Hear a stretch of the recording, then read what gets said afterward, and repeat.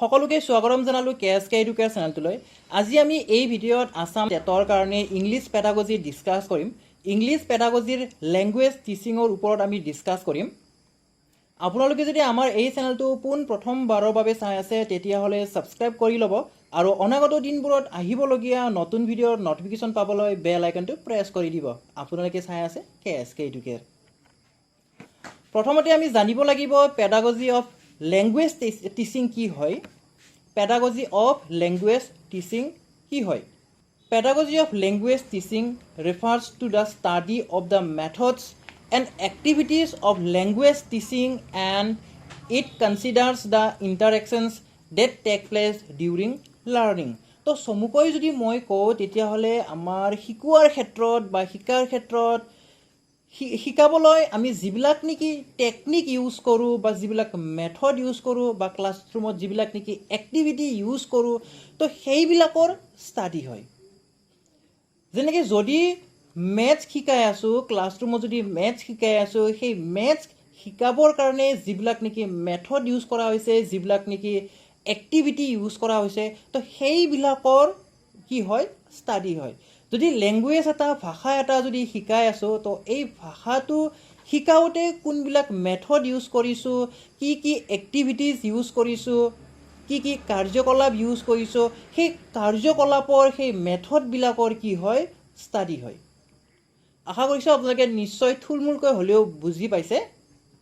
এতিয়া আমি MCQ কেইটামান ডিসকাস কৰিম। প্ৰথমতে কি দিছে, for a small child words R.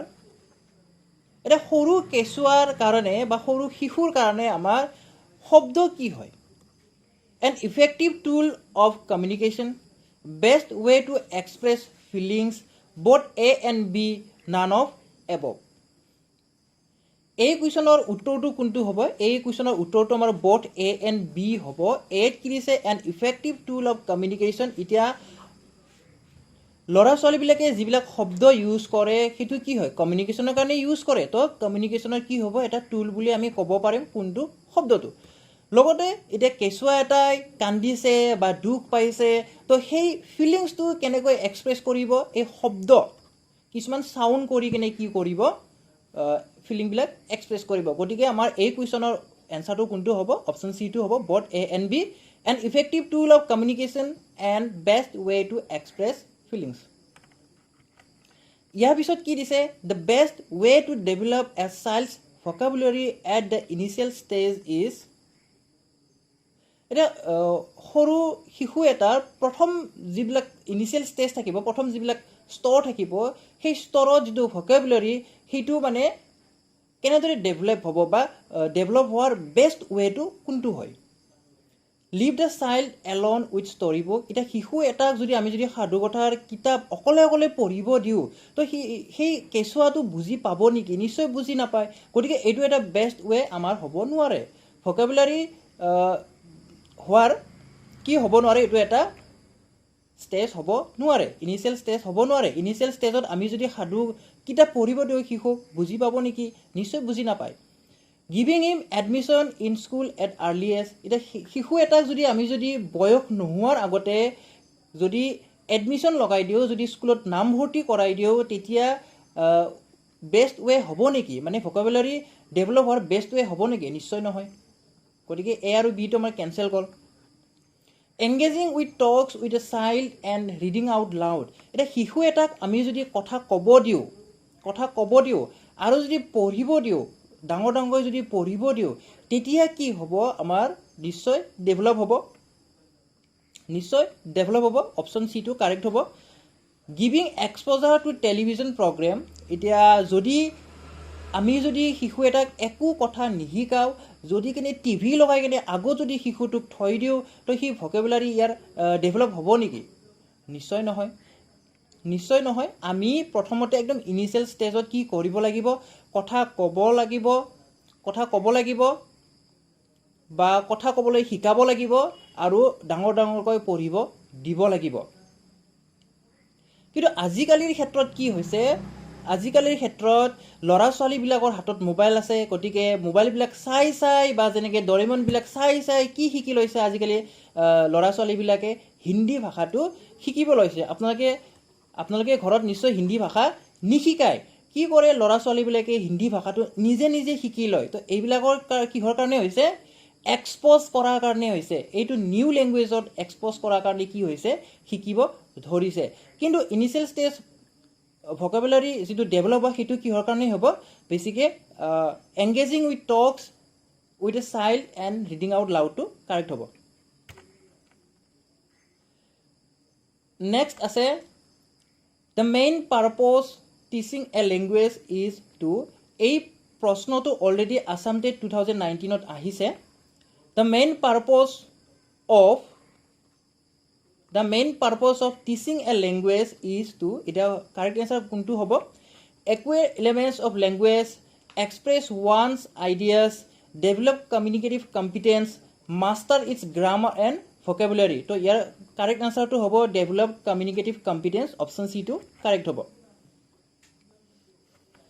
ইয়াৰ পিছত আছে before coming to school children R এতিয়া শিশুবিলাক স্কুললৈ অহাৰ আগতে ফুলি এৱাৰ অফ গ্ৰামাটিকেল ৰুলছ এতিয়া স্কুললৈ অহাৰ আগতে ল'ৰা ছোৱালীবিলাক কি গ্ৰামাৰবিলাক গোটেইখিনি শিকি আহে নেকি ঘৰতে নিশ্চয় শিকি নাহে গতিকে আমাৰ অপশ্যন এইটো হ'বই নোৱাৰে অপশ্যন এইটো কি হ'ব ৰং হ'ব do not know' anything about the second language অপশ্যনবিলাক ভালকৈ চাব কাৰণ পেডাগজিৰ ক্ষেত্ৰত অপশ্যনবিলাকত আমাৰ কি হয় প্ৰায় একে থাকে একেবাৰে ক্ল'জ থাকে do not know' anything about the second language the second ভাষাৰ ক্ষেত্ৰত দ্বিতীয় ভাষাৰ ক্ষেত্ৰত একো নাজানে বুলি কৈছে কিছুমানে জানে কিন্তু বেছিভাগে কি হয় নাজানে গতিকে ছেকেণ্ড লেংগুৱেজ কি হ'ব সেইটো কথা নাজানে ৱেল ভাৰ্ছড ইন মোৰ দেন ওৱান লেংগুৱেজ এতিয়া এটা ভাষাৰ উপৰিও অন্য ভাষাবিলাক কি হৈ আহে জানি আহে শিকি আহে well equipped in their mother tongue to understand and explain আমাৰ এইটো কাৰেক্ট হ'ব অপশ্যন ডিটো কাৰেক্ট হ'ব মানে শিশু এটা স্কুললৈ অহাৰ আগতে নিজৰ যি মাতৃভাষা সেই মাতৃভাষাটো ভালদৰে শিকি আহে ভালদৰে বুজি আহে আৰু এক্সপ্লেইন কৰিব পৰা হয় গতিকে অপশ্যন ডিটো কাৰেক্ট হ'ব নেক্সট আছে language acquisition occurs only when the child is taught the rule of grammar the child is given an award the child absorbs the language without conscious attention the child has exposure to the language এটা language acquisition বুলি ক'লে আমাৰ সহজ ভাষা যদি কওঁ মানে language এটা শিকা এটা ল্যাঙ্গুৱেজ লাৰ্নিং আৰু ল্যাঙ্গুৱেজ একুইজিশ্যনৰ মাজত আমাৰ পাৰ্থক্য আছে এটা হৈছে ফুলি এৱেৰ আৰু এটা হৈছে আনএৱেৰ বা আনকনচিয়াছ এটা হৈছে কনচিয়াছ লেংগুৱেজ একুইজিশ্যন বুলি ক'লে এইটো কনচিয়াছটো হ'ব আনকনচিয়াছটো হ'ব আৰু যিটো লেংগুৱেজ লাৰ্নিং হয় সেইটো ফুলি কনচিয়াছ হয় মানে লেংগুৱেজ লাৰ্নিং বুলি ক'লে সি জানি বুজি মানে শিকিব খুজিছে কিন্তু লেংগুৱেজ একুইজিশ্যন মানে কোনটো হ'ব সি মানে গম নোপোৱাকৈ শিকি আছে যেনেকৈ শিশু এটাই ডৰেমন চাই আছে সি গম নোপোৱাকৈ কি কৰি আছে হিন্দী ভাষাটো সি শিকি আছে ল'ৰাটোৱে বা ছোৱালীটোৱে হিন্দী ভাষাটো শিকি আছে তো এইটো কি হ'ব আমাৰ লেংগুৱেজ একুইজিশ্যন হয় য'ত নেকি গ্ৰামাৰৰ ৰুলবিলাক একো নাহে ৰুলছবিলাক একো নাহে লেংগুৱেজৰ গতিকে child is taught the rule of grammar বুলি কৈছে অপশ্যন এ গতিকে যিহেতু একুইজিশ্যনৰ ক্ষেত্ৰত আমাৰ ৰুলৰ কথা নাহে বা গ্ৰামাৰৰ কথা নাহে গতিকে অপশ্যন এটো আমাৰ শুদ্ধ নহয় the child is given an award শিশুটোক কি পুৰস্কাৰ দিয়া নেকি লেংগুৱেজ একুইজিশ্যন মানে নহয় the child absorbs the language without conscious attention এইটো কিন্তু ক্লজ হয় মনত ৰাখিব অপশ্যনবিলাক আমাৰ ক্লজ থাকে চিটোও নহয় এনচাৰটো কোনটো হ'ব the child has exposure to the language এতিয়া ভাষা এটা শিকিবলৈ হ'লে বা ভাষাটো আমি যদি লাৰ্ণ কৰিব লাগে শিকিব লাগে আনকনচিয়াছভাৱে যদি শিকিব লাগে একো নজনাকৈ মানে শিকা নিজে নিজে শিকা গম নোপোৱাকৈ শিকা তো সেইটো আমাৰ লেংগুৱেজটো এক্সপ'জ কৰিব লাগিব যেনেকৈ শিশুটোৰ মানে হিন্দী ভাষাটো শুনাই আছোঁ তো সি হিন্দী ভাষাটো শিকি আছে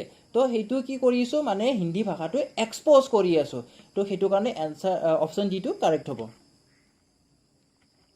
নেক্সট আছে which is no' longer position of English language in India এতিয়া ভাৰতত ইংলিছ ভাষাটো কি হৈ থকা নাই বা ইংলিছ ভাষাৰ পজিশ্যনটো কি হৈ থকা নাই লিংক লেংগুৱেজ নেকি এতিয়াও লিংক লেংগুৱেজ হৈ থকা নাই নেকি এছ'চিয়েট অফিচ লেংগুৱেজ নেকি গ্ল'বেল লেংগুৱেজ নেকি ফৰেন লেংগুৱেজ নেকি তো এইটো এনচাৰটো বাচিবলৈ হ'লে আপোনালোকে এইটো মনত ৰাখিব যে মানে এইটো ভাবক যে ইংলিছ ভাষাটো আমাৰ কমন হৈ গ'ল যদি কমন হৈ থাকে তেতিয়াহ'লে কি হৈ নাযায়, কি হৈ নাথাকে, ই ফৰেইন লেংগুৱেজ হৈ নাথাকে। নলংগাৰ বুলি কৈছে মানে ফৰেইন লেংগুৱেজ হৈ থকা নাই, ই কি হৈ গ'ল, ই অলৰেডি ইংলিছ লেংগুৱেজটো আমাৰ কমন হৈ গ'ল। সকলোৱে অলৰেডি কম বেছি পৰিমাণে হ'লেও ইংৰাজী ভাষাটো শিকি ল'লে বা কমন হৈ পৰিল, গতিকে অপশ্যন ডিটো কাৰেক্ট হ'ব।